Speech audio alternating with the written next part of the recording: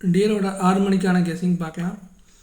20ஆம் தேதிக்கான result 84,944 result. நம்ம கொடுத்த guessing வந்து ஃப்ளாப் ஆகிருக்கு. ஸோ இந்த 944ன்ற நம்பர் வந்து மறுபடியும் ரிப்பீட் ஆகிருக்கு. ஸோ 20ஆம் தேதிக்கான 19ஆம் தேதியும் அதான் வந்துச்சு, 20ஆம் தேதியும் அதான் வந்திருக்கு 944.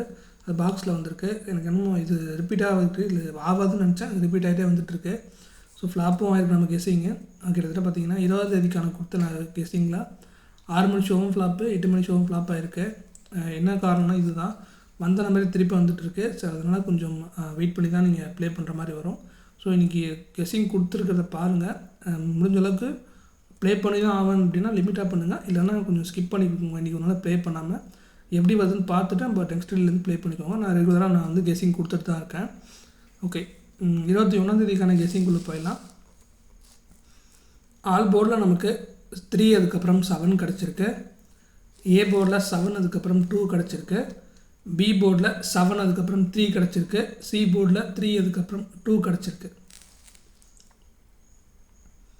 ஏபிபிசிஎஸ்சியில் 7337 2332 கிடச்சிருக்கு.